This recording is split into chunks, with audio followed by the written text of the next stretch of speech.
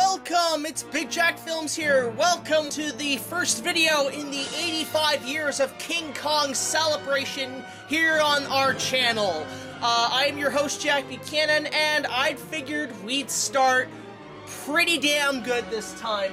So, considering it's the 85th anniversary of the iconic 1933 classic, I figured what better way to celebrate the first video by doing a audio commentary on the original 1933 classic, because my Kong 76 commentary did extremely well. I figured I'd continue that aspect and watch the original. And joining me on this very special commentary is a really good friend of mine, a really great YouTuber. Be sure to subscribe to his channel when you can. He is an excellent Godzilla expert. Please help me in welcoming Nick Jackson of Jackson Knight Productions. How are you, Nick? I guess I'm okay. Yeah, so what are your talents on YouTube? Before we get started, we're just introducing each other. I've never actually described my YouTube channel to people. I guess I'm a movie reviewer. I'm kind of like, I'm kind of similar to Decker Shadow in the fact that I stick to mainly sci-fi, action, horror. Sometimes I do comedies, but mainly I just do those first three genres when I review movies. I've reviewed all the Godzilla movies except for Shin Godzilla and the most recent Godzilla Monster Planet. I still have not seen Godzilla Monster Planet. I'll be waiting until that comes out on DVD.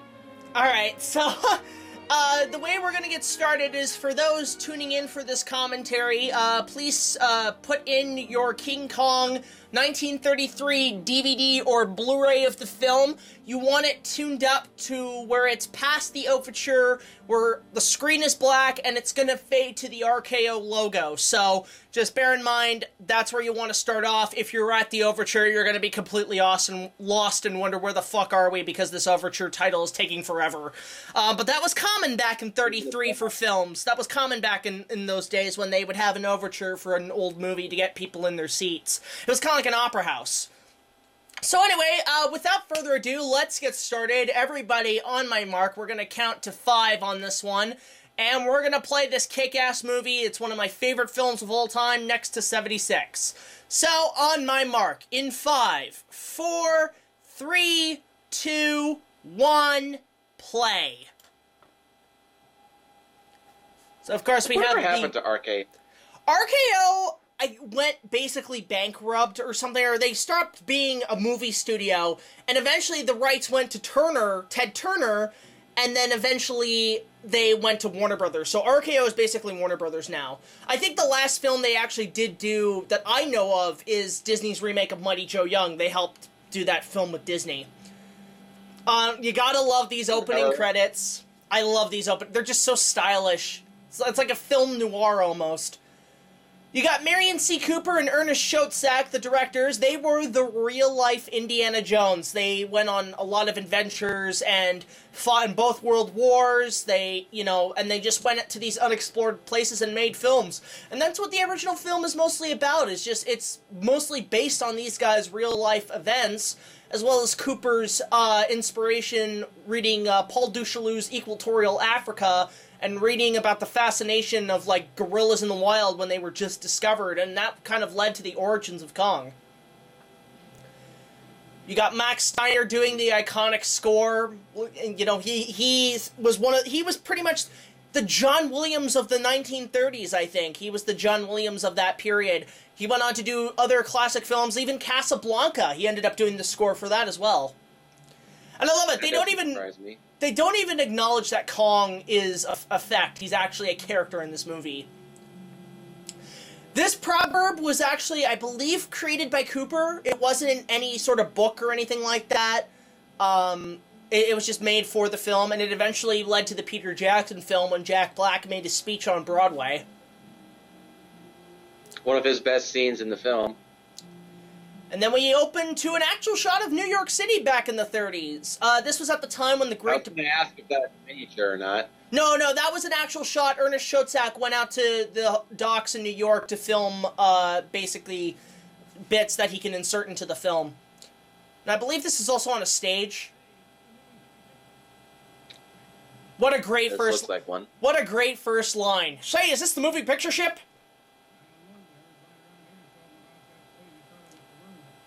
You gotta love, like, just the way the voices are talking in this film.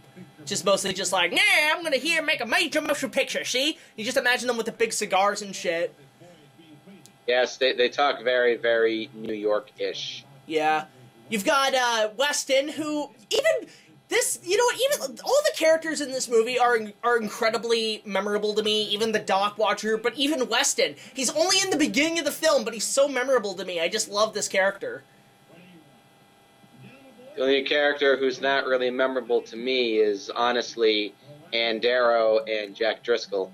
Jack Driscoll, for obvious reason. Jack Driscoll, as much as he's the hero, he is like the most bland character in this movie.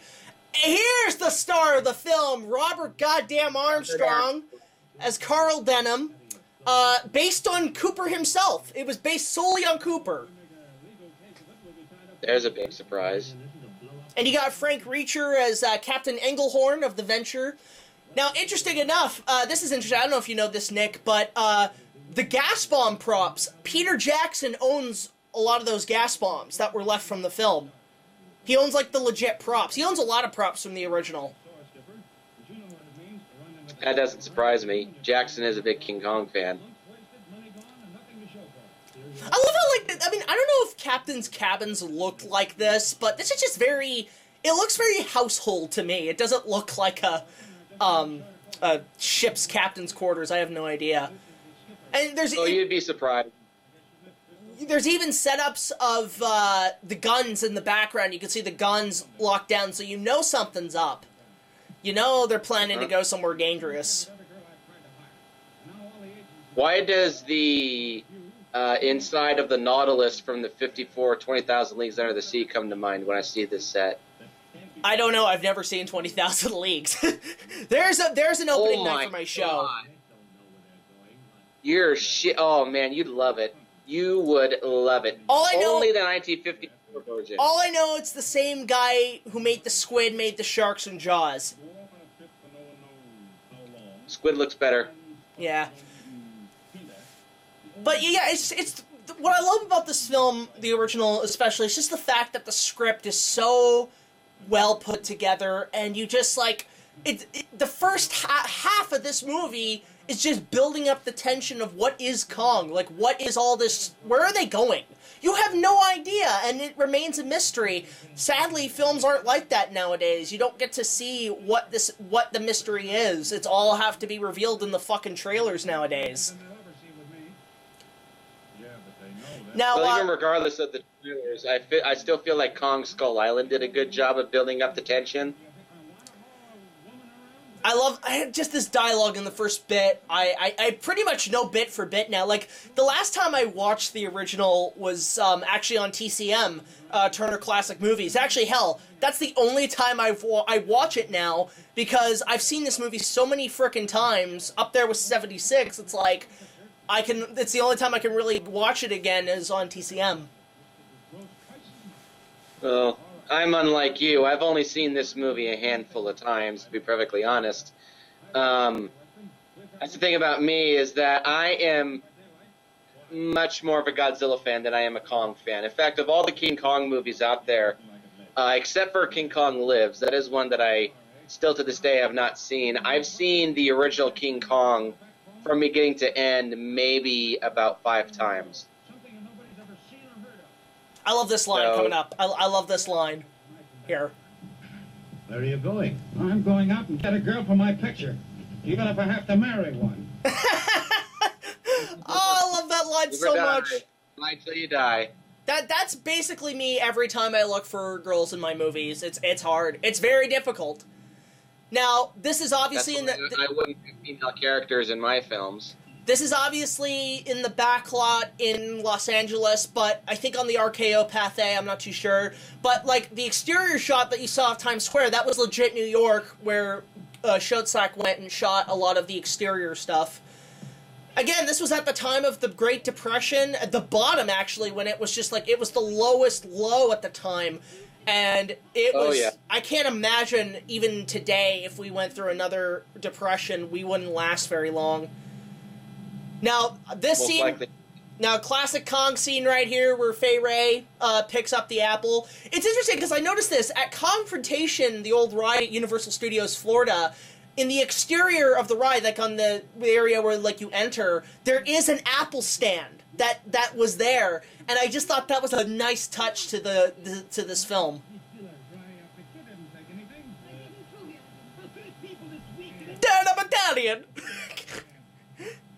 Gee, that's not stereotypical at all. And here we have... It was the third man. Nobody gives a goddamn about being stereotypical.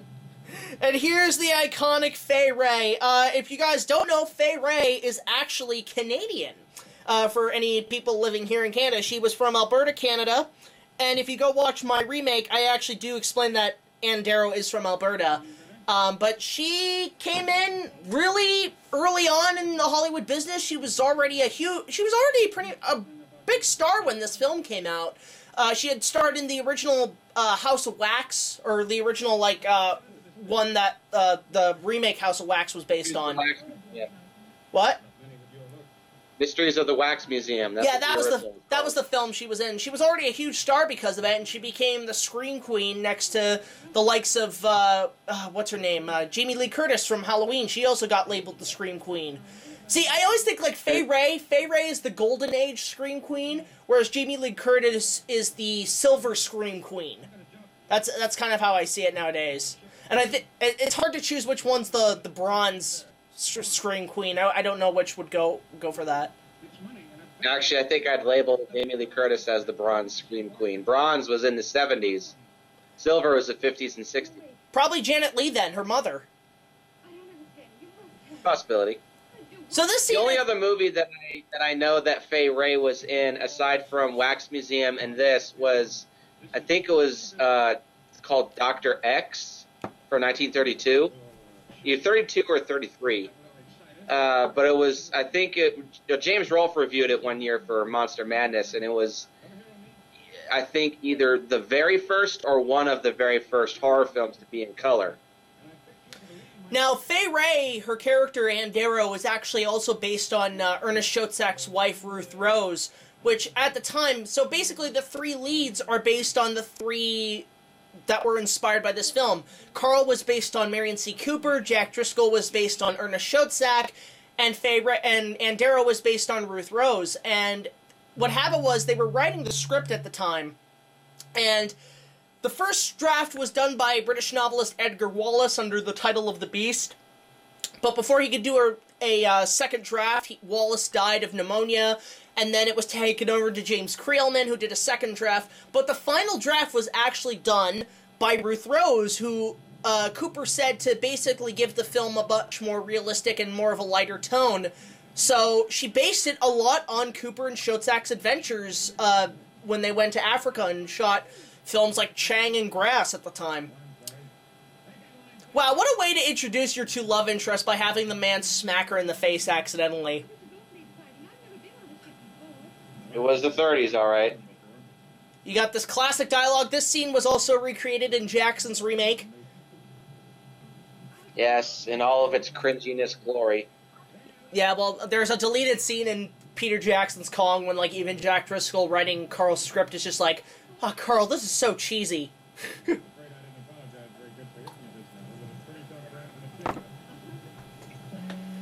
So, yeah, they're off to see Skull Island. I was going to say Wizard, but that wouldn't be till years later. We're off to see the Wizard! The Wizard of Oz. The Wonderful Wizard of Kong. Now, that's a model. That's a model ship for a wide shot. And then we cut to the sound stages in the backlot. See, even characters like Charlie... This guy, I don't know why. This guy reminds me of Mr. Miyagi from Karate Kid. Oh my god, he does! It's 1930s Mr. Miyagi. He's peel on, peel off. But yeah, even Charlie the cook. He's like one of the most memorable characters. I love this character. But it's funny because like he's included in Peter Jackson's, his name's Choi, but then there was supposed to be a Chinese cook in '76, but you never see this character, but he's credited in that film. Now, a lot of these shots were probably done with, you had your stage and set with your actors, and then they put up a big rear screen projection which shows the ocean. Because a lot of films back then, when you needed a background, a moving background, they'd have to rear screen project it. It was a huge thing in the 30s and when Hollywood started, especially for driving scenes. But it became a huge technical achievement for this film for using it for a lot of the close-ups of the actors, combining the actors with the stop motion. God, I mean, even back then, Fay Wray didn't look that bad. Her eyes are, like, they're extremely wide, but she can act. She can act. She lived to be the ripe age of 96. 96, that's a pretty good life. Originally, Jackson, I was just going to say, originally Jackson wanted to put her in a cameo at the end of the film to say the Beauty Killed the Beast line in his remake, and she said no, and then he asked a couple more times. So they were really getting close to her making a cameo, but unfortunately she passed away before they started shooting.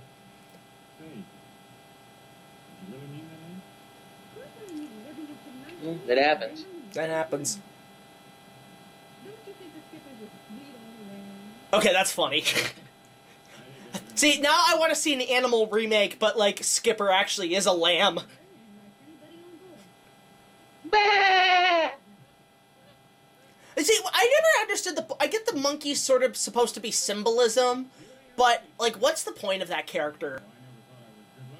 I guess... have something cute for the women to laugh at. I guess. But I think it was just more another nod to Cooper and Schoedsack when they had, like... they had a pet monkey that they took on their adventures at the time. Okay, I'm sorry. Robert Armstrong looks like a little dope in that outfit. He looks like a dope? Yes. That's funny. He actually does. See, like, the thing is, they're all wearing sailor hats, but Carl's the director. What kind of authority does he have on that ship? Jack Diddley shit. Jack Driscoll diddly shit. Ah. Yeah, I see. Yeah, that bell means I made a bad pun. Dun. And then here we have Denham's iconic,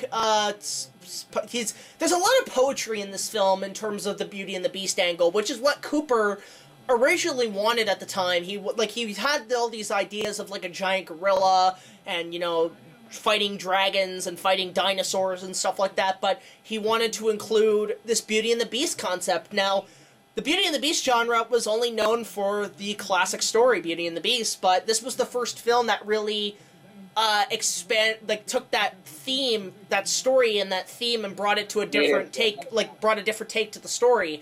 Aside from that, there was stuff like Hunchback of Notre Dame and Phantom of the Opera with Lon Chaney that also used that aspect, including Cabinet of Dr. Caligari, but Kong was the one that made it iconic in terms of using your monsters to have a human female to interact with. So Cabinet of Dr. Caligari certainly laid the seeds for it. It definitely does. There was a film before this, I can't remember what it was, but it was like a guy in a gorilla suit who kidnaps a girl, and it's with Bela Lugosi, I think, and he grabs Murders her. of the Root One. That's the one. See, that one comes before Kong, and I wonder if Cooper saw that and thought, I want to make that, but bigger.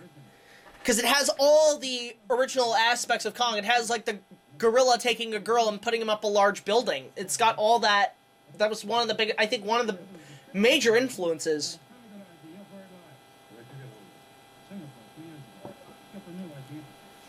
I mean, this scene alone, I love this scene, just the dialogue and kind of how we've been joking around and stuff through most of the voyage, but now it's like, oh, shit's getting serious now. My dad's been to Singapore. Yeah, like, normal maps to Skull Island would look a lot more ragged. That looks too easily put together. And it looks very bare, too. Yeah. Bear in mind, though, you're watching the black and white version. I'm actually watching the colorized version. You fuck. That's the only copy I have here with me. But anyway, so yeah, we got this classic line, this classic tension. Did you ever hear of Kong? Dun dun dun. So you can tell, like, Call me an asshole, but I still say to this day, I think I'd like this movie a lot more if the colorized version was made much more readily available. yeah, I don't know if there's anything going around where people want to see the colorized version. The reason this was colorized was back in the 80s, Ted Turner wanting to take a lot of old films and colorize them, and a lot of them were digitally done. The only way you could do that beforehand was to color on the film's cells, hence that really weird, trippy Godzilla remake that was, like, painted with all the gel colors. I forget which version that is, but, it's interesting because, like, one of the biggest advocates to making sure that films weren't colorized and stayed that way was George Lucas, of all people. And this is the guy this is the guy that went and changed his own movies. Now, if you're not watching the colorized versions, Fay Wray's dress in this is like yellow gold. It's pure gold. Looks hideous on her. It doesn't look too bad. It looks kind of cute. No, it looks like it's about to fall off her top. I love these old like movie cameras where they're like hand cranked. I've always thought about making a film either on Super 8 or with like a hand crank camera.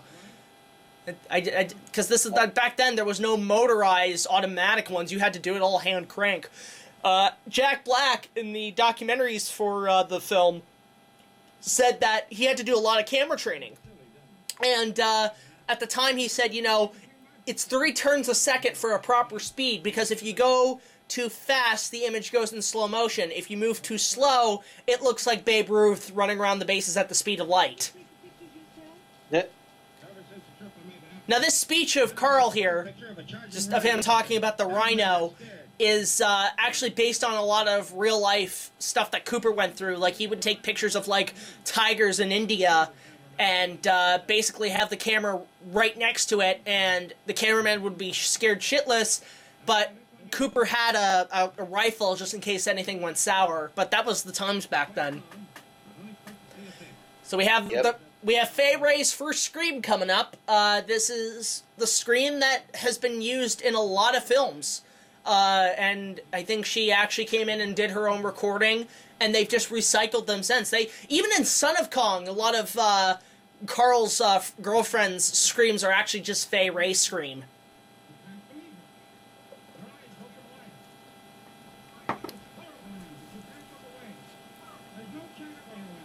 So, yeah, just have her acting. And actually, this is actually... Denham's dialogue was what Cooper said when they were shooting this stuff. It was actually what they were saying at the time.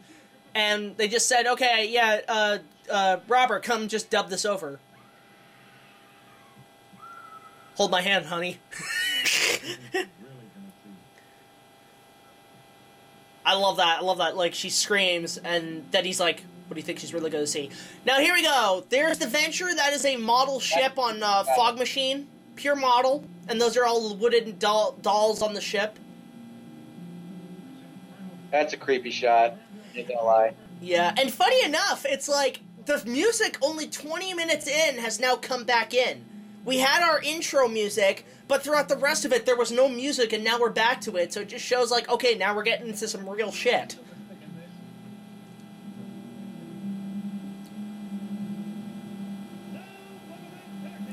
So most of this was probably shot on a stage with a fog machine, just to get the kind of... yeah, I kind of did that, because you can't control the weather outside, so if they needed fog, they'd probably have to shoot it inside.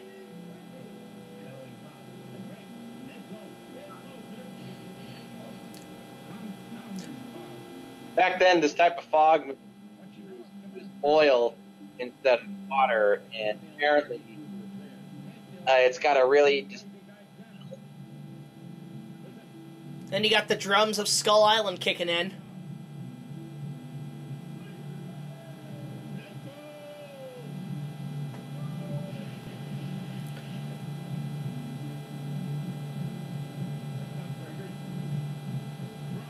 And I love this. You fade out, and you fade into the island, and you got that music playing. What a beautiful shot. Beautiful shot. Animated birds. Oh, animated birds for sure. I don't know if they're stop motion or if they're hand drawn. It's hard to tell. Funny they haven't spotted us. I'd think the whole population would be on the beach. I love how Denham the whole time is just having a pipe in his hands. That's just a nice add-on to his character. I love how he looks like Indiana Jones, actually. Yeah, a little bit. Well, that's the thing. Cooper was the real-life Indy at the time. He was the real-life Indiana Jones. So, yeah, it's just the suspense of this film is absolutely incredible, and you're just waiting to see what is happening. What is over there? It's almost like if Gareth Edwards directed, he would tease you until like the very end of the film. I love this line too. I love this line. Who's running the show? I found out from experience always to keep my cast and my cameras right with me. Never can tell when you want them. It's funny because that's actually true to me, because when I go outside or whatever, or if I go out on my own, I always bring a camera in case I can find anything exciting and then film it.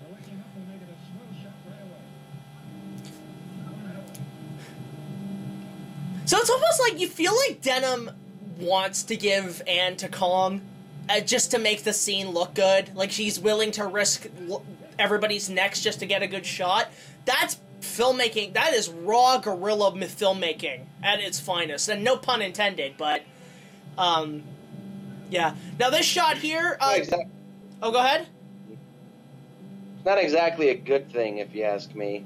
So here we have a shot of, it's a painting, and then in the bottom is real footage. So this is what would be called a matte shot, where you splice the two pieces of film together. Yep. Love that painting of the wall, too. That wall is beautiful. Mm.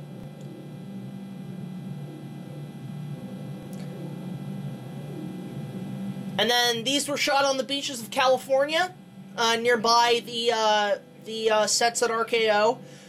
Interesting enough, the big Kong animatronic, the big bust of Kong that was used in the close-ups, everybody wonders what the hell happened to that thing, and apparently what happened was they just set it on the shorelines on the mountainsides of California, and as one person once said, it wasn't Beauty who killed the beast, it was the salt air that killed the beast. The salt air just rotted away the whole thing, and that's why you don't see that piece anymore.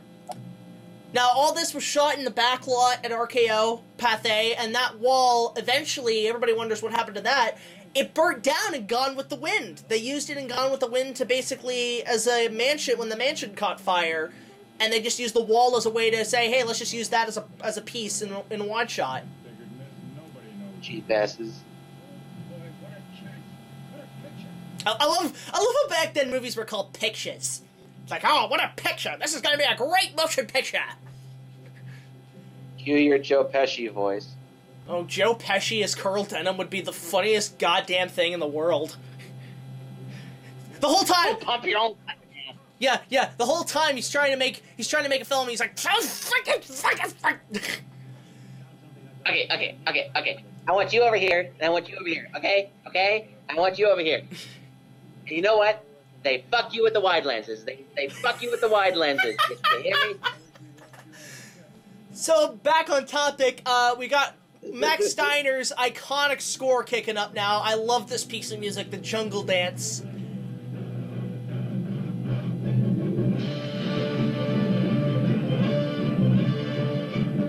Just beautiful piece of music by Max Steiner, incredibly epic. And you've got the natives of Skull Island, and... yeah, I don't know if you want to handle this one, Nick. I don't know if you know any info about these guys. Okay, I don't know if this is 100% certain, but from what I've heard, many of these natives were not actually black. They were painted black. Yeah, I mean, they even had like they had body paint made them look dark. Yeah, the same problem occurred in King Kong vs. Godzilla, because I guess they couldn't get any black actors, so they just took a lot of Japanese actors and just painted them black, which nowadays would not fly. But look at the war paint on these guys. I love the war paint and, like, the look of these natives. They look fantastic. Okay, seeing these guys rumble around in these Kong suits makes you think of the original Planet of the Apes for some reason. I think, as Doug Walker said in his Old vs. New on King Kong, you come across more realistic natives on Gilligan's Island. Oh, look at that! I love how even the camera says Carl Denham Pictures. Just a nice little add to detail. Oh yeah, let me just stand out in the open for all these fucktards to see me. It's 1930s World Star. Now this native leader here, I think he was actually black. Yeah, that's actor Noble Johnson, a really fantastic actor from the 30s. Did a lot of films. I think he actually appeared in 1 or 2 Universal Monster films as well. I'm not too sure. I think he did. He wasn't an actor that was, like, contracted with any studio, because back then actors were contracted with studios, so therefore they could, like, say if Errol Flynn wanted to do a movie for Fox, he couldn't because he was under contract with Warner Brothers. And even the little music cues here by Max Steiner with even the steps, like each step is a note of music, which I love, and the music even sounds like one of those. It's like when you're in trouble with your parents. It's just like, uh-oh, music. Kid, get the fuck out of my way. Hey, let's grab up. Now I can't imagine how hellish it must have been for all these actors to wear these costumes, because it does look like it's stunny. So I imagine it was pretty hot. Yeah, most of this was shot outside in the back lot. Especially for those guys wearing the I even love on the staff of the chief staff, there's a little shrunk head on the staff. Just nice details. Now, what language is Englehorn speaking? Well, it's an interesting story. What it is that it was made up for the movie, but as Englehorn said, he said, sounds like something like the language the Neas Islanders speak. And it's funny because later on, Ray Harryhausen went to the Neas Islanders because he was a huge fan of Kong. He went to the Neon Islands just to see what it was all about. And the first person he saw, he literally went, Bala hum nonori. And the guy looked at him like, what the fuck are you talking about? So the language was mostly made for the movie. I love how it sounds like the witch doctor is saying, that is disgusting! That is disgusting! He says Costco, like the store.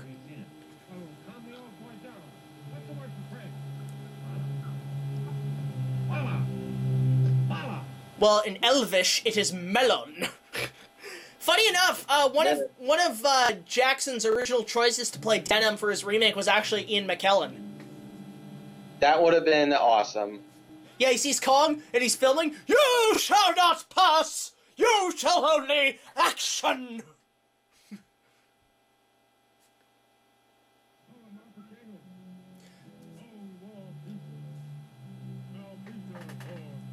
So you gotta love the suspense in this scene, how just like everybody's just on edge with these natives, because I guess at the time these fuckers did look dangerous, and they didn't want to start like a war. Even like, I will give one credit to the Mighty Kong, the animated film from '98.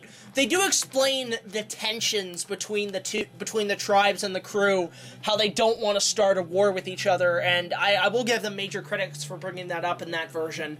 The rest of that film sucks though.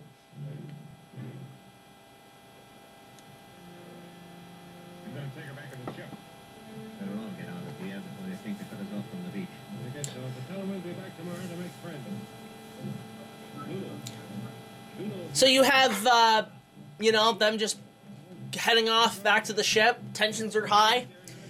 And I love those Denham's whistle that he gives. The whistle that he gives just to be, like, as anonymous as possible.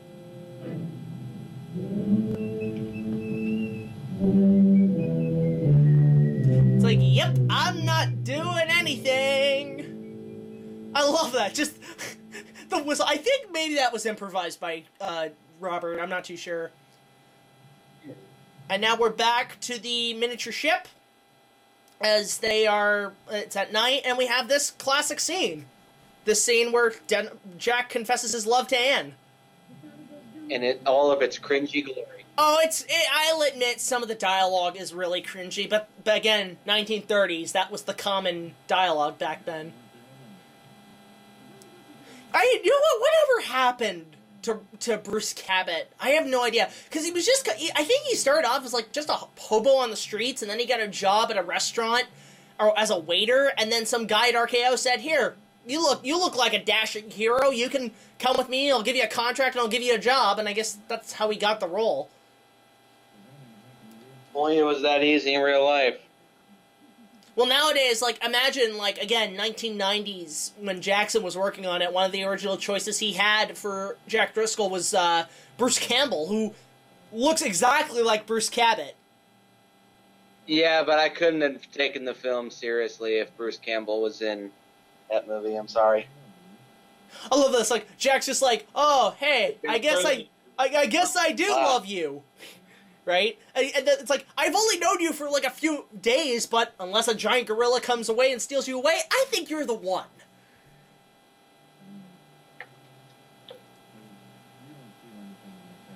Jesus Christ. I'm not really sure who is the weakest character in this movie, Jack or Anne. I think Jack is the weakest. Jack is definitely the weakest character in this film. You know, I get it. He's supposed to be the muscle-bound hero and stuff, but it's like, and again, at the time, that was the only personality at the time, but, like, you know, like, nowadays, come on, you can do better. Actually, you can't, because Adrian Brody was the worst character in that remake, in the Peter Jackson film. I hate to say, he was, like, not the best character. They made him even more bland. Yeah, I like Adrian Brody. He was more personable than Bruce Cabot. He just seemed a little boring to me. I like the original idea where he was a World War I fighter pilot. That would have been cool too, yes, but still, I liked Adrian Brody as Jack Driscoll. So we have the natives coming to kidnap Anne. Again, I believe all this was shot at night in the back lot. I'm not too sure. I'm not too sure where there was probably a tank or something nearby. They shot this bit with the raft.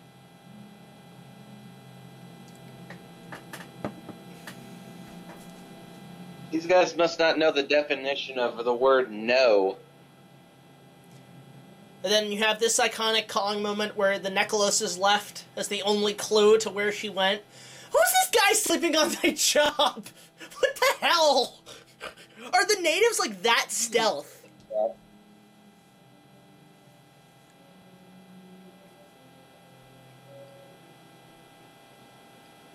And again, this came out at, like, I think this movie, along with Snow White and the Seven Dwarfs, and Adventures of Robin Hood, were the iconic classic films of the 30s, along with Dracula and Frankenstein. Like, Dracula, Frankenstein, Kong, Robin Hood, and Snow White were the iconic films of the 30s. I love this line. There's only one of those movies that I actually like. I love the line. Looks like the night before election. That.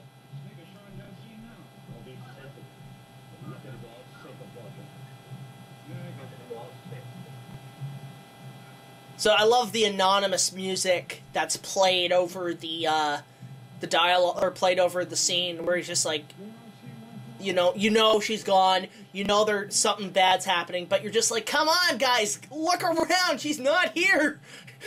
It's like, find her, god damn it. It builds up suspense. It builds up suspense. It's like the theme to Jaws. It's coming. Something's coming. Of course, Choi finds the necklace.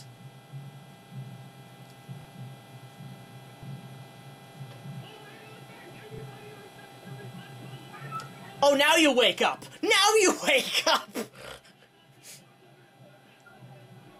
I love this here. It's just constant rambling. Back then, when you needed a group of people talking, you just go rabble. And then this very insensitive line. Native bracelet. Crazy black man been here.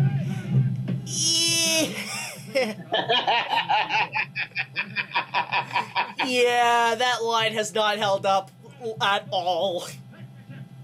Crazy black man was here. And being uttered by a Chinese guy. Yeah, so we're coming up to some of the best moments in the film. This is where the film really kicks off, and you're getting ready to go on this amazing journey into the jungles of Skull Island.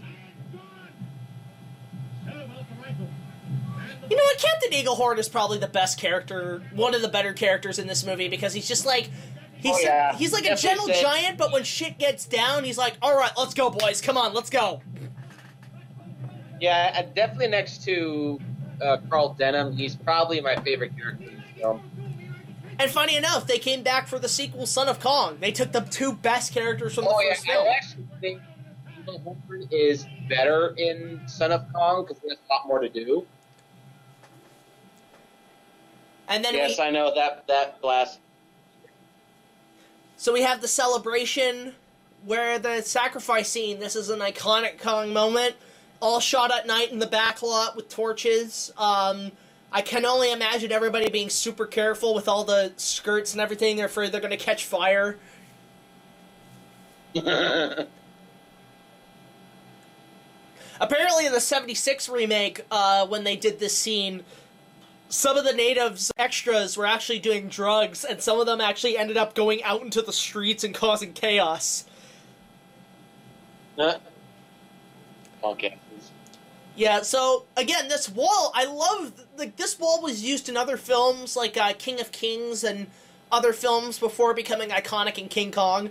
I saw on, there's on LegoIdeas.com, there's some guy built a Lego set for this, and god damn, I really want them to make that set. I don't know why they haven't done Lego King Kong yet, although King Kong appeared in Lego Batman, so it's like, yeah, let's get some Lego King Kong sets in here. I will so buy those. They'll buy anything King Kong related. Yeah, probably. And foreign film. Yeah, like, at the time, this was the Jurassic Park of its day. This was, like, it pushed the boundaries of special effects. It was a classic action dinosaur movie. The only one prior to this that really was the Jurassic Park back then was The Lost World, which was also animated by Kong's stop-motion master Willis O'Brien. And then we have the classic altar. Kind of a shame what happened to Willis O'Brien in his later life. Yeah, for those who don't know, he was planning in the 50s and 60s to do King Kong versus Frankenstein, and it was supposed to be actually a sequel to this film, and where, you know, we have an older Carl Denham, and then you have the descendant of Dr. Frankenstein both team up to bring Kong and Frankenstein together, and they end up fighting.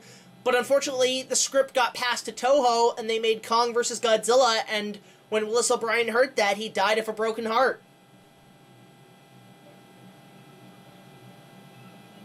Well, I mean, it's a shame what happened to him in personal life. A little bit of a fact here. Willis O'Brien actually lost his son when... Willis O'Brien lost his two sons when his ex-wife, who he was kind of blackmailed into marrying, snapped and killed herself and killed their two sons. It's pretty tragic.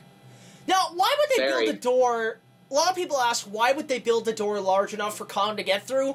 Well, you gotta remember, this wall is like a very ancient wall from another civilization, and my theory is that the older civilization of this island basically used the dinosaurs and the creatures as, like, tools. Like, it's kind of like the Flintstones, you know, where they use them as, like, ways of transportation, so they had to build gates like this to accommodate them.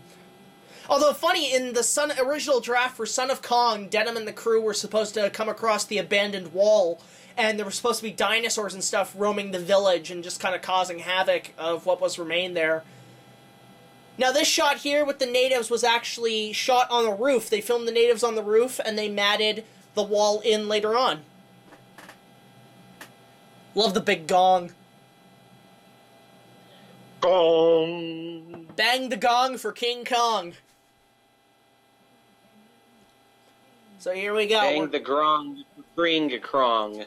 Oh yeah, that's coming. That's a review coming. So we're coming to Kong's entrance. I remember, this is one of the first images I ever saw of King Kong as a kid. I remember clearly my uncles had always introduced me to a lot of movies at a young age when I was like 3 and 5 years old. And when I was 5, they brought 4 films. They brought Jaws 1 and 2. And then they brought the original King Kong and King Kong Lives. And I always imagined King Kong Lives was just like a standalone sequel. I had no idea that the 76 film was even made. I thought, hey, they made a color sequel. But yeah, this was one of the first things I ever saw of Kong in all his stop-motion glory. Now, believe it or not, this shot here of Kong coming in and grabbing Ann and knocking the trees down, they did like 15 to 20 takes of this scene in the animation room, and eventually Willis O'Brien and Cooper chose the very first take. So they did all these takes, and then like they ended up choosing the first one. And then you have now what is this Kong's official height? The original height his height on Skull Island is supposed to be about 18 feet tall. But when they did the New York scenes, Cooper said because the ape is so big, because the New York is so big, the ape should be bigger, so they scaled him up to 24 feet. So I'd say the average height of Kong is about 20 feet in the original. Now, I'm not gonna lie, I'm not a fan of the roar that they used for Kong in this film. Well, back then, the roar was actually a lion and tiger roar played backwards at half speed, and the grunts that Kong does is actually... Sounds like a pig snorting. Yeah, it's Murray Spivak, the sound designer. He would just take a huge megaphone, and he would cup his hands, and he would just go... Rum, rum, rum, and he would play that backwards and forwards at slower speed, and it gave the impression of these love grunts. Yeah, like I love this. I love Denim. He went from a camera to a gun. It's like, okay, we're gonna shoot something. Not the film, we're actually gonna shoot something. It's like, you wanna shoot something? I'll show you how to shoot something, motherfucker! I love that shot of, like, the mat of the natives on the roof and Kong in the foreground. And from here on till near the end of the film, all of Fay Wray's dialogue is screaming, and it's so fucking annoying. To some, I agree there is some annoyance in there, but again, it was 30s, so I can give it a pass. But yeah, at this point, the movie becomes a straight-up, fast-paced action movie, and I absolutely love it. And even the character with the gas bomb bag, I love that guy. I love that guy. There's just, like... You know, you're just waiting for them to go in. Now, I think in total, they may have brought about 15 guys with them into the jungle. And there they're off. They're going off to save Anne. The Fellowship of Fay Wray. Yeah, now here's the thing, like, you wonder, like, the natives are already saying, go get them, go get them. Well, they explain later that Englehorn and the group just shot some rounds in the air and they ran. Now, these jungles were actually in the RKO backlot. They were filmed and used for The Most Dangerous Game, which was another Cooper Showset production. And eventually what happened was Cooper thought, you know what, to save some money, I'm going to recycle these sets, move them around, and make a different jungle set for my Kong movie. It's just, this stuff is just classic safari jungle adventures. And I think, honestly, the jungle genre is probably one of my favorite genres of films. Just going out in the woods with your guys with guns and weapons and fighting off creatures. It's classic. And jungle exploitation films. Yeah. So that's Brendan Tenold. That's Brendan Tenold's territory for sure. And then here we go, coming up, we have our first big dinosaur scene, and it's a wonderful Stegosaurus sculpted by Marcel Delgado, who sculpted all the other dinosaur puppets in this film. Now, most of the dinosaurs were going to be used in a film that Willis O'Brien was doing called Creation, which was somewhat of a semi-sequel to The Lost World, and eventually it ended up costing them they already cost them like $100,000, which at the time was a huge amount of money, and a big movie in 1933 was $200,000, and $100,000, they already spent half the budget, and RKO was almost bankrupt, so Cooper had to step in and say, look, when he became an executive, he said, look, we gotta cancel this project, Willis, but I'll tell you what, take all your technology and use it for my giant terror gorilla picture, and we'll basically use that. So that's what they did. They just used the stop-motion creatures for the basically for King Kong. Now, interesting enough, this iconic Stegosaurus scene that is like one of the best dinosaur scenes in motion picture history, Steven Spielberg would later basically use again in The Lost World Jurassic Park. So if you want some similarities to this film and The Lost World, this is one of your first clues that this scene was later used. Now, one piece of production knowledge that I do have is the actual budget for this film. This movie cost $672,000 back in 1933. Adjusted for inflation, is about $12 million. And in the box office, this movie made roughly about $30 million. No. Was it $30 million? Not too sure. And as you can see, the actors here are on a rear screen projection, and when they're walking with the Stegosaur, they're on a treadmill that would track with the footage, because this was all an animated pan. I love that Stegosaurus puppet. I know the Stegosaurus puppet does still exist. I'm not too sure if Jackson owns it or somebody else owns it, but it used to be, all the puppets used to be owned by Forrest Ackerman, who created Famous Monsters of Filmland, and then when he died, they went to some other people. But that Stegosaurus puppet still exists, and I've seen on eBay, people have made bronze replicas of the head and sold them on eBay for some decent money, but like, you know, for any Kong fan who wants some pieces, your best bet to get some of the stuff from the movie is just to get some of the bronze sculptures, replicas of some of the creatures. Now, this Stegosaur has 4 rounds of spikes rather than 2 or 3. I don't know, what was it proven that the Stegosaurus had? 2 or 3 rounds of spikes? 2? 2. It was 2. So, yeah, this one was scientifically inaccurate, and it's mostly because the dinosaurs... That's a lot smaller. The dinosaurs were based on the paintings of Charles Knight, which you can see at the Museum of Natural History in New York. I've seen those paintings. They're wonderful paintings, but nowadays they've become historically accurate. The only excuse I can give is that the fact that the dinosaurs have evolved on this island. Now Yeah, kind of like Congo 5. Yeah. Now here's probably one of my all-time favorite scenes from the film, and that's the swamp scene. I don't know why. I just love this sequence. It's like the sets, the props, how they are able to just build this raft out of nothing. It's a very kind of Tom Sawyer-ish. Oh, and I did look it up. The box office for Kong in 33 was $2.3 million. Adjusted for inflation, $51 million. Yeah. That's a lot of money. That's a lot back then. But yeah, I love this. We see them build it, and then we pan out to them have the raft fully built. Now it's like, well, how long did that take them? At the point they built this thing, Kong is probably miles away by now. You know, it doesn't take that long. Right. It doesn't take that short to build a raft like that, especially for that many people. Well, if you got a lot of people working, you'd be surprised. They probably brought a couple of axes and ropes with them. They probably used vines to string it all together. No doubt. That's a prop. That's a miniature raft that was just guided probably with a string or something.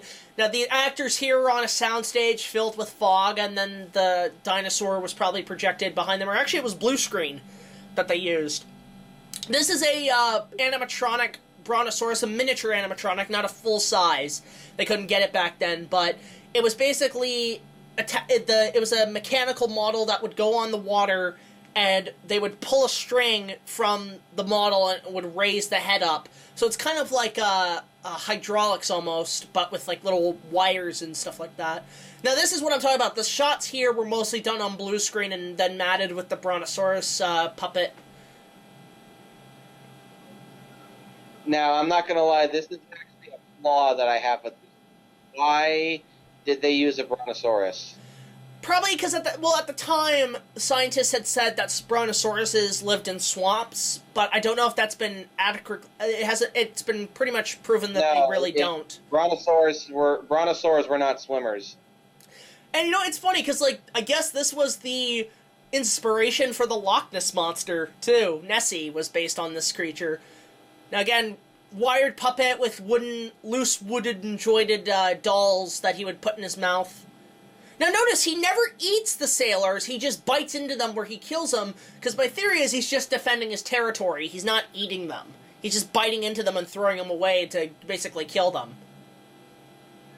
Now, a lot of these shots with the Brontosaurus eating people were actually censored from the 1938 release because the Motion Picture Association in 1938, when this film was re-released, they didn't like a lot of the scenes because they said they were too graphic or too shocking. And some of the scenes, like most of the violent scenes, the scene where Kong peels Ann in his lair, were all cut out for close to 30 years until they were just rediscovered in the 60s because the man who cut the footage, he took them home, they re-spliced it in, but the quality was terrible. And the only print that is like HD quality that they had to use, especially for the DVD, was the British prints because they never took out the scenes in Britain. Because Britons don't give a fuck.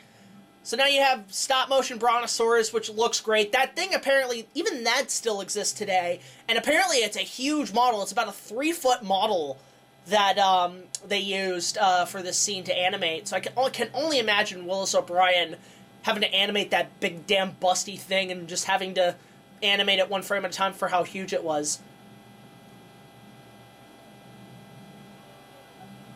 Now, a lot of the screaming of the sailors was actually Murray Spivak just screaming and coming up with stuff. And this shot here, coming up with the Brontosaurus right here, is a rear screen projection, so the actor is actually interacting with the dinosaur. So that's a genuine reaction to be like, oh shit, there's a dinosaur right in front of me. Now, what most people don't know is that during this sequence, the sailors were supposed to come across a group of Triceratopses near a tar pit, and Kong was supposed to fight them. And that scene, along with the creation test footage that O'Brien had kept using in the early cuts just to make sure that footage didn't go to waste, that was all eventually cut out of the film, along with the spider pit scene and the Stegosaurus. And it would have been a great scene to see Kong fight these Triceratopses, and that scene actually ended up in the novels and a lot of illustrated versions of the film in story form. Now, you see they're looking back at something, and that's because they're looking back at probably like the Brontosaurus or the Stegosaurus, or not the Stegosaurus, the Triceratops or Stegosaurus. And in the original scene, they originally animated it with an Arsinotherium, which is a prehistoric rhino, and then they reanimated it again with the Stegosaurus, and then eventually they decided to cut it out entirely. Now that's a real log set, that's a real log chasm with a matte painting, and then all they had to do was take the log and put it on a rig and just shake it back and forth.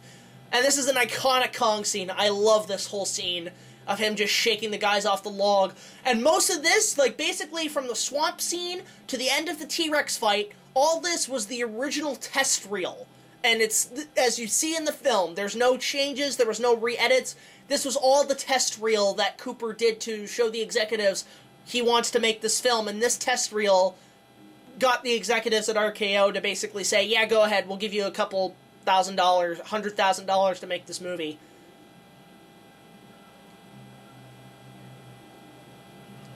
I do also know another piece of this film.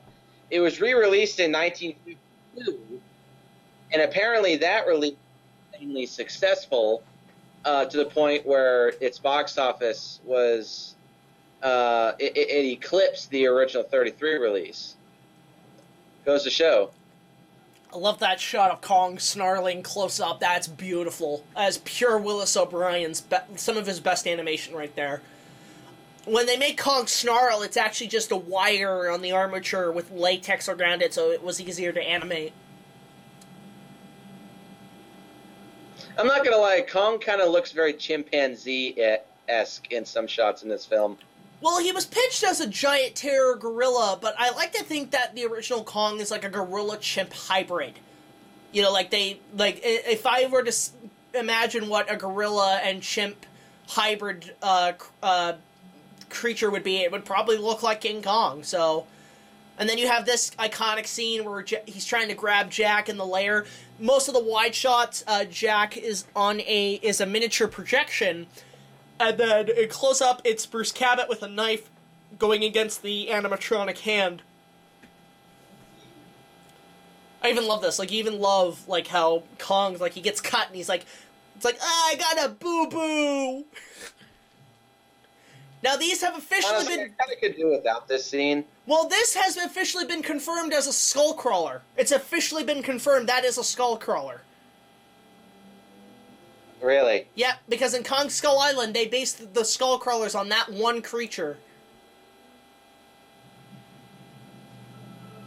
So yeah, that's a skull crawler for you. And then we come to probably the best scene in the whole movie. Oh, this is great. The T-Rex fight. Oh, iconic, inspired so many in the film business. It took, what, 6 weeks to animate? And non-stop 24/7. It's next to the Empire State Building. This is the most iconic scene in the film, and one of the most iconic scenes in motion picture history. And for me, this is the best scene in the film. Willis O'Brien based a lot of it on wrestling and boxing, because O'Brien was a boxer. So you'd see a couple of... Really? Yeah, O'Brien was a boxer before he was an animator, and he took up a lot of different jobs, but you can see that in a couple of scenes like here where he like punches the T-Rex in the face. Like, that's from his old boxing days when he was animating this. He was thinking, oh, I want to make him be a boxer. It almost looks like they're hugging each other. I love you. You'd be surprised how many Kong spoofs I've seen where they spoof him fighting Barney. It's ridiculous. I've seen a few myself. And that's Fay Wray in rear projection, and then she's a miniature in the wide shots. And I love it, how most of it is just one shot, wide shot, and then it would cut to close-ups. There wasn't any fancy angles or in terms of editing or anything. It was all mostly one shot. I like that shot. The shot where he like does the turn, the kind of rollover. I love that! Oh! It's beautiful. You could just imagine, you can imagine somebody from like a WWF match, a host from WWF hosting this thing. Like somebody puts in a John Cena thing or something. Exactly. Now that was actually Fay Wray's stunt double who did that tree fall, and I think that was also rear screen projection.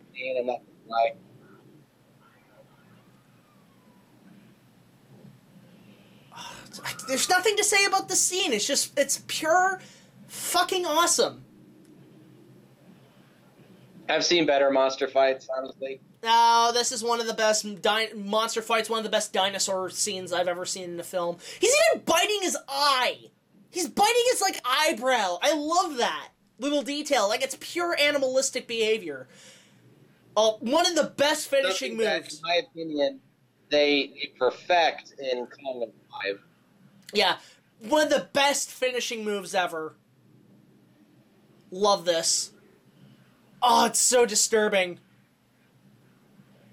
Just to hear... was this scene cut out in No, the this was surprisingly kept in. But here, boom. I love that crack sound. It's beautiful. And he just plays with it. He plays with it. And again, I do think it was perfected in Kong 5. Yeah, it was pretty much shot for shot. And to be perfectly honest, from here on out, the movie goes downhill for me. Oh, I wouldn't say that, man. I think it gets better and better. We have, obviously, Fay Wray, rear projection with the animatronic hand grabbing the log, and then it cuts to the animation, and then the Big Kong. Does the Big Kong look like Donkey Kong? It looks like a little bit. Or even Mecha Kong. It's fucking Mecha. That's what they based Mecha Kong on, was the original.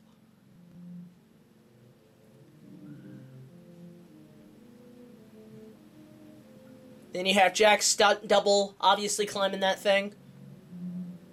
I believe this is a real chasm. This is like a real on-set chasm.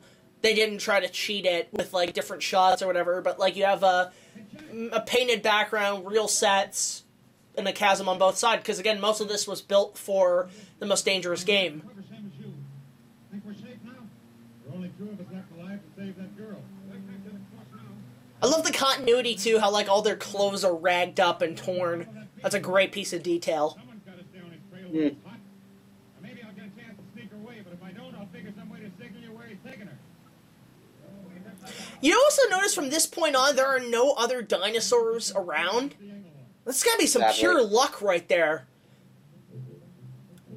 It's funny, I'm on a King Kong... It was that way in Final 5, too. Yeah, it's funny, I'm on a King Kong forum, and people are starting to ask a plot hole question of, like, how the fuck did Denham get back without a scratch? You know? And I think it's said... somebody pointed out that he took the riverway, he took it through the river, and once he got to shore, he took the beach to the island. Or to the village, he took the beach to the village. It's a good possibility. Now, I even love here in this close-up of the T-Rex mouth. He's bleeding out his mouth, and it's obviously like jelly or jam or something. But the fucker's still breathing. Even with his jaw snapped. That's look at that. You can see him breathing. Like, that's so disturbing. There's an awkward jump. Like, he's still breathing and he's bleeding out. That's really disturbing. I've seen worse. I love the jungle miniatures in this film, how it's mostly like the trees are just dowels that are covered in clay and then wrapped with tissue paper and then painted. But it just looks that good. So I can only imagine what happened was, it's funny because like Cooper during the day or evening or whatever, I can't remember which. But during the day, Ernest would be shooting stuff for The Most Dangerous Game with the actors, and then Cooper would keep pulling out the actors to shoot stuff for Kong. So there was always arguments on the set between Cooper and Schotzak over who would have the sets, who would have the actors, and when and why. And it caused huge conflict making both films, because I think Kong and Dangerous Game were shot back to back. Dangerous Game was released first. Yeah, it was released first in 32, and then Kong came out a few months later. I would imagine because one of the reasons why Dangerous Game was released first is because it was completed first. Because from what I think James Rolfe said, Dangerous Game was like a little over an hour long, whereas this movie is an hour and 40 minutes long, which was a long film for 1933. Compare that to the 3-hour Peter Jackson film. And it's better in every which way, shape, and form, if you ask me. I always love how, like, we don't see all the stuff happening as Kong is taking Anna and Jack is falling. Like, I always imagined he was fighting other creatures during that trip. And yeah, because, like, Skull Mountain, I don't know if this is, like, if this is a cave entrance that goes up the mountain. And if that's the case, that's a pretty well-designed mountain. But I always imagined Kong climbed up the mountain. And that was supposed to be a scene where he's climbing up the mountain. And what happened was, they had the scene all animated, but by the end of it, the scene looked terrible because at the end of the shoot, Kong's puppet looked so ragged after animating, after shooting that they couldn't use the footage because he kept getting uglier and uglier, and that was due to the hot lights on the set. Yep. Seems hot studio lights are a curse in every single prototype kaiju film. Well, I think, I believe there were like 4 or 5 Kong puppets built. There were 2 18-inch tall puppets that were the short face and long face, and both Bob Burns and Peter Jackson owned both models. There was the 24-inch version, and then there was like a few extras, I think, for standby. And you got that's not a giant snake. That is an Elasmosaurus. No, it's not. No, it's got flippers. It's been confirmed that's an Elasmosaurus. It's got flippers, if you notice. An Elasmosaurus was essentially a plesiosaur. It was not a serpentine creature. Well, at the time, again, scientifically accurate 1930s dinosaurs weren't really, that accurate back then. So a lot of this is just projected imagery with the actors, frame by frame with the stop-motion creatures. This is probably one of the best animated scenes in the film, in my opinion. I love this whole scene. Well, yeah, snakes with stop-motion are much more difficult to animate. Well, actually, animated snakes are probably the easiest because it's just one solid group of joints where it's not like multiple joints on different angles. Now, I believe all that's left of that puppet is the head, the snake puppet, or the serpent elasmosaur puppet. It's only the head remains, and I believe it's in a private collector. I'm not too sure. And what a killing move here. Just whip the fucker to death. Now, I don't know if that would kill him or if it would more knock him out. Nah. Probably would have broke its neck. Probably would have. What a beautiful scene, too. I love this whole cave. I love that whole scene. And then we come to probably the most embarrassing moment of any Kong film, in my opinion. I don't know why they keep, like, this and 76, I can see why Jackson cut a bit like this out of his version, because it just wouldn't fly today, but, like, the scene where Kong peels Anne's clothes, it's just, it's weird. It's cringeworthy. It's very cringeworthy. But man, what a shot with him, like, that's him saying, yeah, it's my house, I'm the king. Nobody fucks with the king, as Bruce Campbell would say in Bubba Hotep.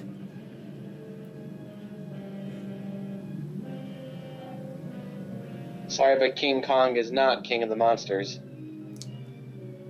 Now, you'll notice this, you can maybe see, I don't know if you can, I think it was in another shot, but apparently in one of the frames in this scene, one of the surface gauges were left in the shot in one frame of film.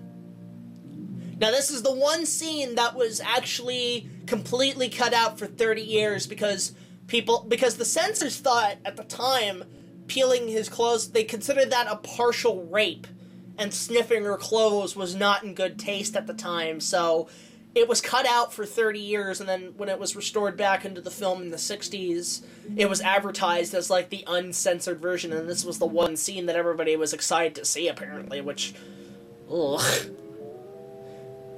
Now, Fay Wray had cut her own dress out, and they put her on the rig, and it was pulled with wires, is how they accomplished that shot.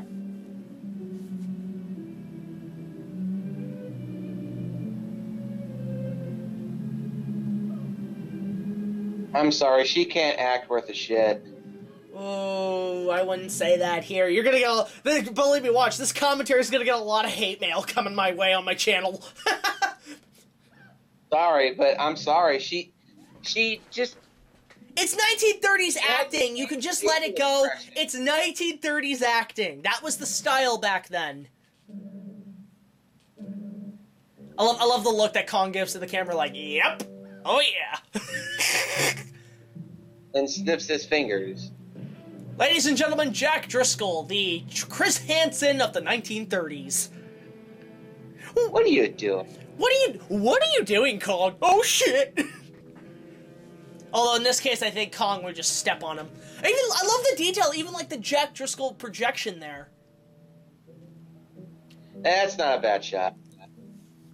Now, you know what? Is it me, or does the Pteranodon in this sequence he basically flies around like a butterfly? It looks like he's flapping his wings like a butterfly. Watch. It just, some little kid, he's watching this, he's just like, butterfly! Butterfly! It's like a butterfly! Mine. Now, that Pteranodon puppet is under the care of Peter Jackson, along with the 18-inch puppet of Kong. Now, in the production diaries for the Peter Jackson remake, Bob Burns came in with the original armature, and they decided to recreate this scene and take a picture of it, of these two together after 70-something years, like, back together again. It's a great shot. It's a great bit for the production diaries if you're interested. Now, he didn't even need to break its jaw, he just snapped its neck. It's not very hard to do. Now, you can tell those are the stunt guys. You can totally tell, because, like, Jack Driscoll's actor has a bald spot. That's totally stunt doubles. I guess Kong's having fried pterodactyl tonight. Nom nom nom.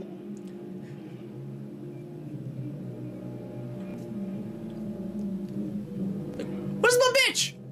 You motherfucker! I lost my food. I lost my bird. So yeah, again, the stunts, you can easily tell the stunt guys are there, but what a great concept of him, like, reeling them up like a fishing line.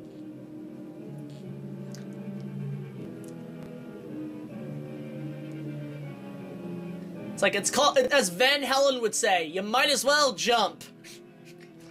Yep. And you might as well die in the process. Now, honest dolls. Now, for any fans, any Fay Wray fans, this shot coming up is a little steamy. I won't say why. You'll see a certain partial piece right there. Not gonna say why. Yeah, you can tell Kong's just like, motherfucker! You stole my leg.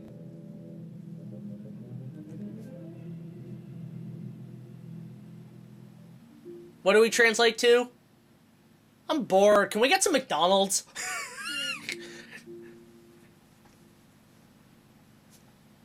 I can just, you know what it is? They were probably just taking a break on set. They've probably been working all day and they're just resting, and then Cooper was like, roll the cameras, let's get this in the movie.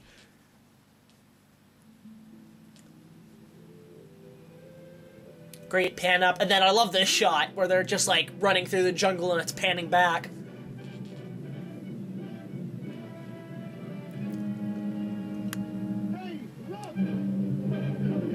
Of course, you have Max Steiner's Mickey Mousing, as they call it, come in, where it's like cute. The notes are cued with the sound effects.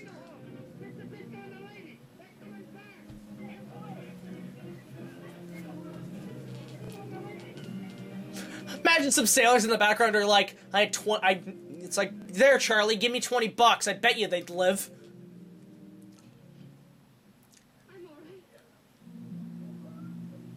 We're all back. Get out the booze. Pour the booze down her throat. Oh, come on, that's waterboarding. But, yeah, and then we have Denim going absolutely bonkers at this point. We came here to get a moving picture, and we found something worth more than all the movies in the world. What? We've got those gas bombs. If we can capture them alive... See, here's what I would do if I was Denim. I'd have Kong come up and do his damn thing, break the gate, but instead of capturing him, how about you just film him? Get the camera set up and film. Because that's the Cooper way. And then that way you don't have to capture him, not many lives are lost, and you've got a great piece of film in the can. Yep. But no, he's gotta like be like, nah, I'm gonna capture a giant monkey and bring him to New York. Because if the Ringling Brothers can do it, why can't I? I do like this, though. This is almost like... It's like the easiest world peace thing I've ever seen, because it's like the natives instantly help them. Right? In a normal situation, these natives would probably be like, no, let the god destroy us all. But no, they actually help out. I think that's the... You know, it's a little PC, but it's like, hey, it works. Yeah, it does. So many jokes here of Kong having to open the door trying to take a big king dump. It's like, open the door, I gotta shit! We joked about that. Or he's trying to open up the door just so he could what's the word? Take care of his king dong. Oh. I love this guy. He shoots him in the leg. Goddamn assholes! You goddamn cocksuckers! Fuckers! But I guess the way they did this stuff with Kong at the gate and like from the civilian side is that they just had a bulldozer that would push the gate forward and the actors would try to push it back. And then here's another iconic shot. I love this shot right here. So it's the same way that you could call these people Kong blockers. Oh. Your puns are terrible. But I love this. Must have been a fun day of shooting, of just have a bunch of people run around and stuff. Just cue Benny Hill. Hey,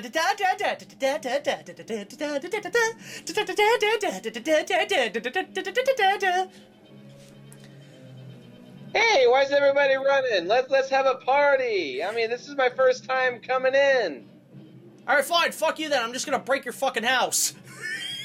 You goddamn Kong blockers. So there you go. So I love it cuts to the animation and then cut down to the actual damage on it. I love this line that Denim gives here. He's about to say son of a bitch. I guarantee, like, some of the kid actors are probably the only surviving people left from this film. I don't know about that. Oh, I love that shot! That's beautiful! You know, Kong's about to run him over, and then, like, the lady saves him. That's right out of something... That's, like, right out of something from Chang that Cooper did back then. I even love how, like, Kong to him, the spears are like toothpicks. This is another censored shot coming up where he takes the native and puts him in his mouth. Apparently that was too grisly.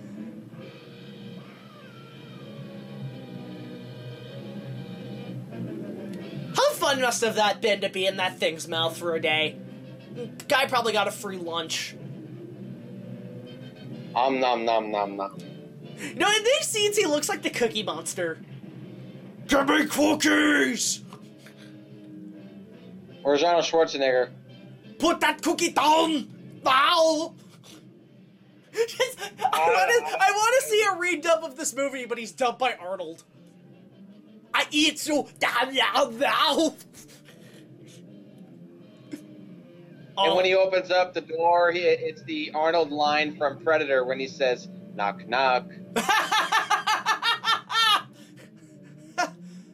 I love this. Like, he says, shots like this are beautiful. I step on you. I step on you.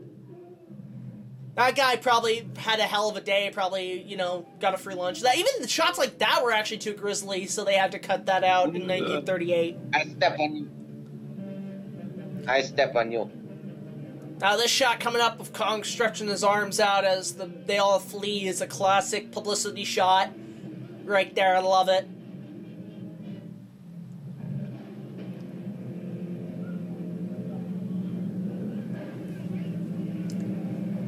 But yeah, and this is where you start feeling bad. This is where you start feeling bad for the poor thing. Like, he's been a whole vicious monster the whole time and you love it, right? But only here it's like, wow, I actually feel sorry for this thing. I think the sand, most of the sand in the miniature was probably just like clay that they had to move and very carefully. It's kind of like an Empire Strikes Back when Dennis Muren had to animate the AT-ATs. They had to use flour or something for the snow. So they had to be careful not to sneeze or anything. That's a great shot right there. That's beautiful. That's projected image behind Kong. It actually still holds up, yes. It's still great shots, and this is one of the best transitions in cinema. Even though it gives a lot of plot holes.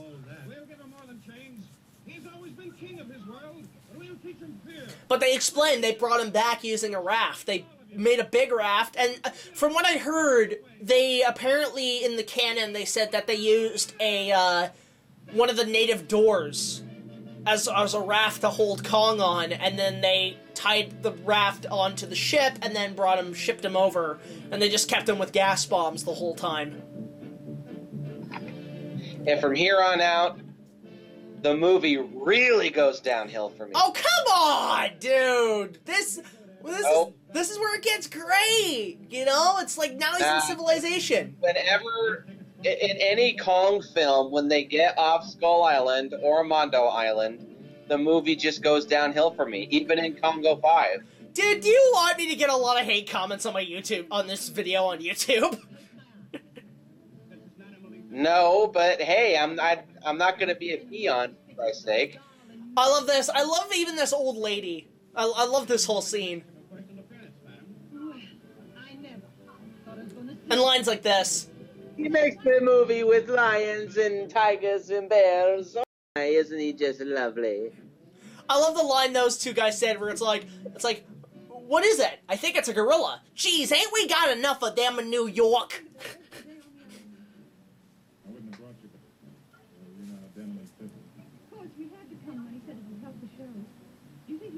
Yeah, you know what? I really don't think Ann and Jack wanted to be a part of this. They just came because the money was counting. Ah! Sir Topham Hat!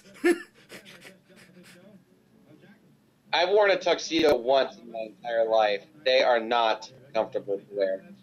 I love that. Like, apparently they made $10,000 on the first night. Well, how much? Like, they said the tickets were like $20 a piece. Shit, that's as much as a normal movie nowadays. Well, back in 1933, 10 grand was a lot of money. Yeah, it was like equivalent of like, what, 100,000? I think you could almost buy a house with 10 grand back then. TMZ, the golden era. I love this here. The Beauty and the Beast comes back. Beauty and the Beast, huh? That's it. Play up that angle. Beauty and the Beast. Yeah, pick that angle of the Beauty and the Beast, Shay. That's your story, boys. That's a story. How about a few pictures? Just a minute. Yes, remember, children, back in the 30s, they did not have notepads and phones to write everything down. They had to use what's called a paper notebook. And cameras used to be the memory. Yeah, and cameras used to be the size of a fucking Xbox. Oh, I miss my Xbox. Now, this stuff was mostly shot in the Shrine Auditorium in Los Angeles, and then they would just add Kong in later. I even love how, like, that curtain is obviously just a cardboard cutout. It's painted. It is. You can see the shadow on it behind him. Exactly. That's not a bad painting, though. I like it. I'd want that. An adventure in which 12 of our party met horrible death. You're not going to include the natives that were killed, you asshole. He was a king and a god in the world he knew. But now Classic lines, like even frickin' George Shrinks in an episode would use these lines as to spoof. Ladies and gentlemen, look at Kong. Great reveal. Wonder of the world. Now, again, Shrine Auditorium at the bottom, and then the top is mostly the animated Kong. And it matches so well. I love how they even brought in the close-ups of, like, the animatronic for some of those scenes. And now I want to introduce... He does look like Donkey Kong. Yeah, I even think, like, Mecha Kong, when they designed Mecha Kong, they based it on the original film animatronic look. Love how even Kong's looking like, hey, get away from my woman. It's my bitch. It's my lay. I never got my lay. God, they're really playing up that Beauty and the Beast angle. Mr. John Driscoll. Yeah, it almost seems like it's being shoved down your throat. Oh, wait! I even love the little animated bit of how Kong is keeping an eye on Jack. He's like got the watchful eyes on him. The full story of our voyage. I'm going to ask the gentlemen of the press to come forward, so that the audience may have the privilege of seeing them take the first photographs of Kong and his captain. And this is where everything goes downhill. Not the film, just like where everything goes to shit. And it goes literally ape shit. They should have had a sign that said no flash photography. Well, think about it. Nowadays, if they remade Kong in modern times, they'd probably have everybody with flashing cameras. Like, I can imagine another remake taking place today, they put it in an auditorium, and, like, everybody, like, they say no flash photography, but everybody's already pulling out their phones and taking a bunch of flashes, and that would get him pissed off. See, that's a way to incorporate the old stuff with the new. Like, have it where, like, the public is taking selfies and stuff with the flashes, and that's what gets them angry.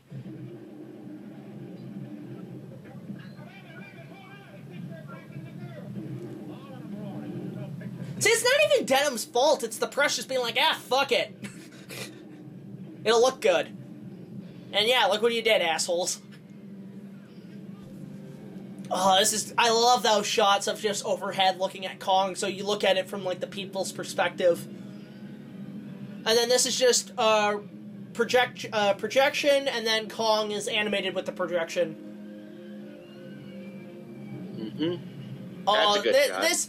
This is where Godzilla and all that got inspiration from, was this scene right here where he just goes on a rampage. Games like Rampage, other films, Lost World, Jurassic Park, Godzilla, they all sprung from this moment where he just goes on the loose. Well, me being a Godzilla fan, I'll have you all know is that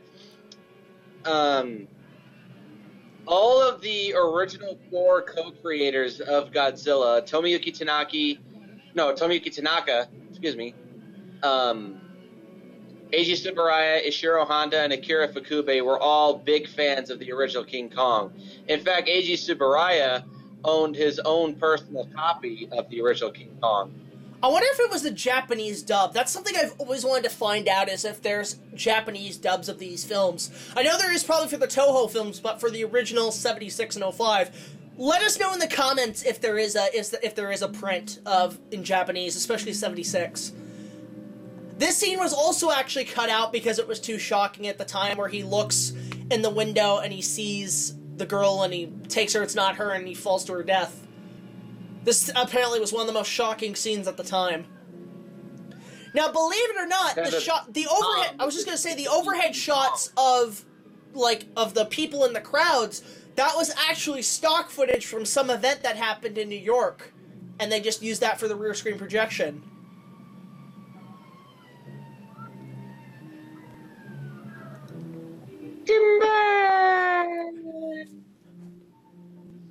Again, a classic scene. I love this bit where Kong looks in the window and he just has this shocked face, like he saw his girlfriend cheating on him. Like, coming up. He's like, what the fuck? He's just like... I'm gonna stay right here with you. He's got this, like, gas face. He's like, oh my god! I love that face. Now, this scene alone, they later used in an Energizer commercial. They used in an Energizer Bunny commercial. Those commercials really got fucking stupid. They were funny, though. The one with Kong, you should look up the Kong one. It's really funny.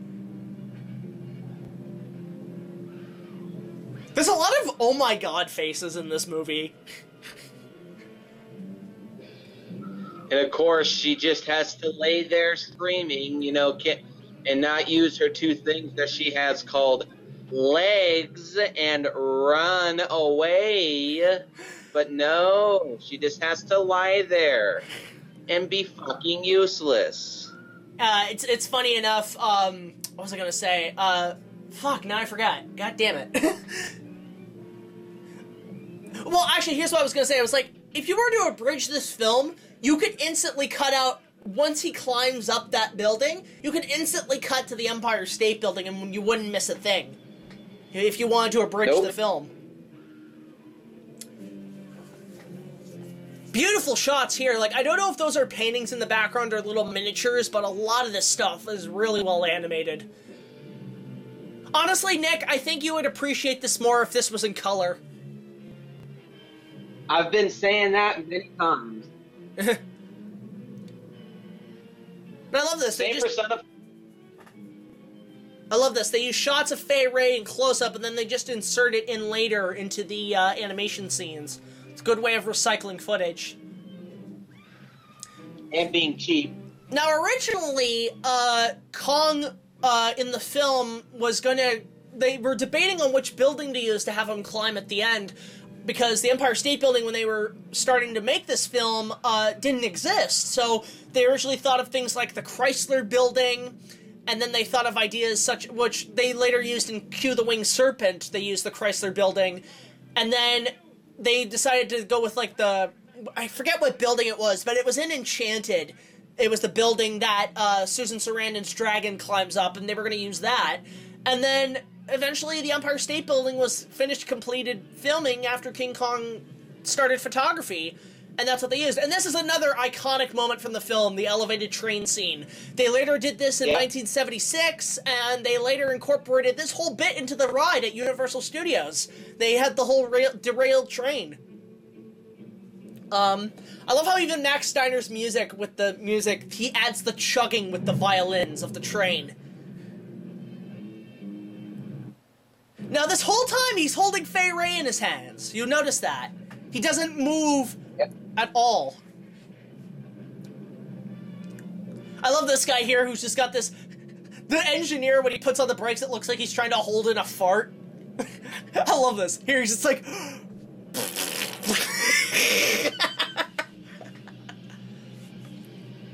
Oh, wow. Hey, if you don't like the... Hey, Nick. If you don't like the last of this movie, I guess you could say it was quite a train wreck. Yeah, it is. Oh, it's just everything. It's hard to talk about this and watch it at the same time because everything about this movie I think is awesome. I even love how he just beats in the train just to shut them up, like a bunch of noisy neighbors. And there's even like little details like the miniature people in the background climbing out of the train. I love it.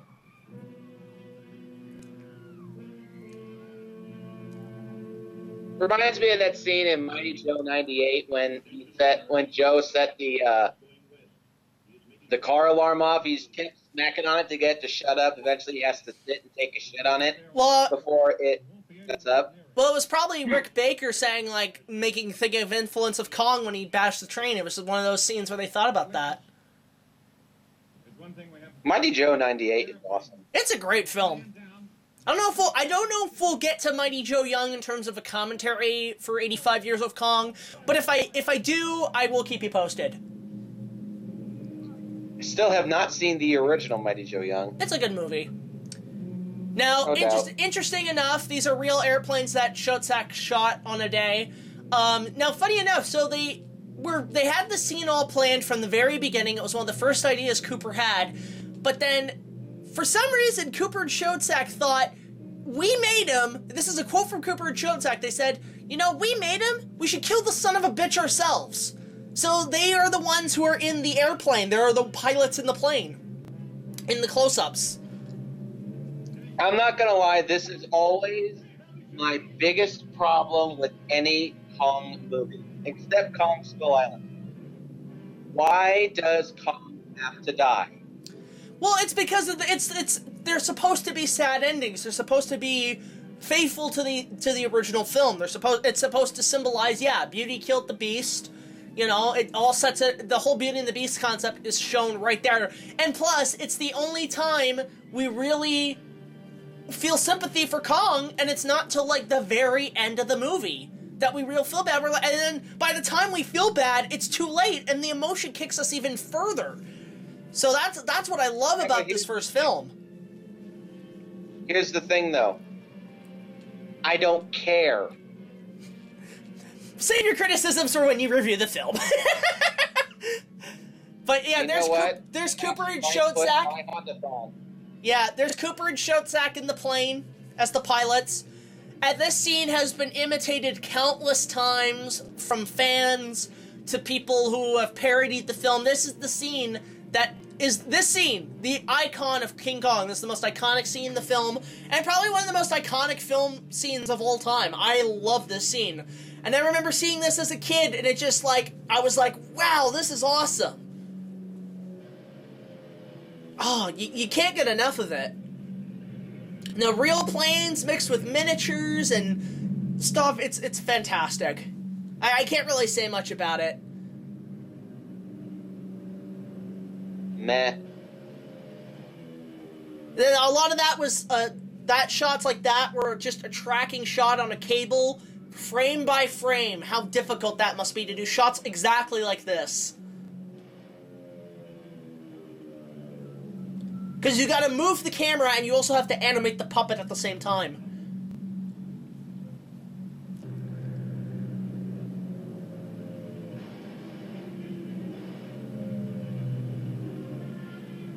I don't know why, it's just such a fun scene to look at. This was the first action-packed scene in cinema history that really, people were like, oh my god, we gotta go see movies now. Because all this shit's happening.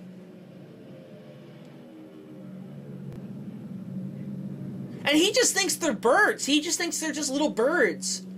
And he doesn't realize what's hitting him until, right after. He's like, oh shit, those popping sounds are must be killing me. I love that shot where the plane goes down on the state building. It was all mostly matte shots. Yeah.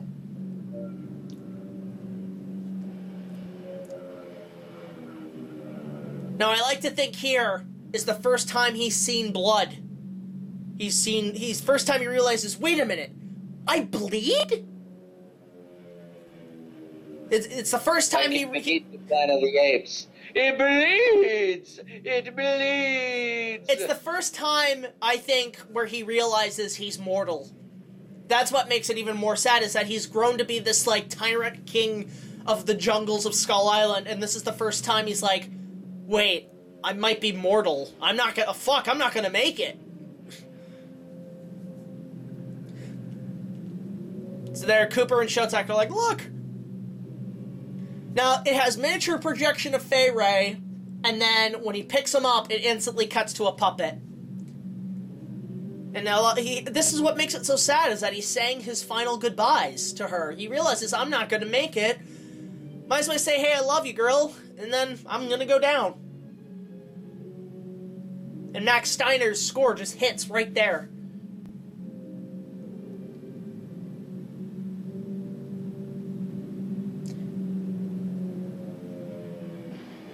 And right in the neck, that's, oh, bang. Yeah, right here he realizes, yep, I'm done.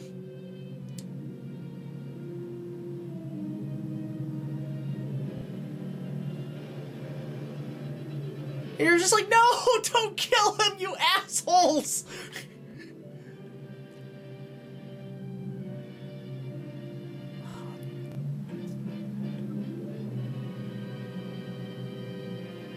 I love that bang onto the building, too, where he hits it. Just to crack his skull. Goodness, great balls of Kong.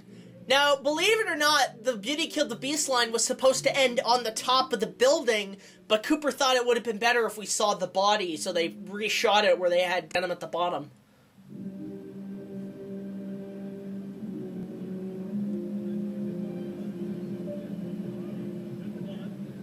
This is too big for a small world like ours. Did you just quote ape? Oh my god! Yes, I did. Yeah, the old lady calls out Denim on what he did, so now he's a wanted man. Classic line. Oh no, it wasn't the airplanes. It was Beauty Killed the Beast. What a great way to, what a great line to end on. That's probably one of the greatest last lines I've ever heard in cinema, next to, frankly, my dear, I don't give a damn, or there's no place like home. It's up there. Same thing with Star Wars. Force will be with you. It's up there. But yeah, so that's the commentary on Kong. Hope you guys enjoyed it. But I want to know, for our YouTube commenters, what do you think about the film? Let us know in the comments below. And 85 Years of Kong will continue with more videos. I hope you guys enjoyed this commentary. So for now, like, comment, subscribe, and I will see you guys later. This is BigJackFilms and Nick Jackson signing off for now.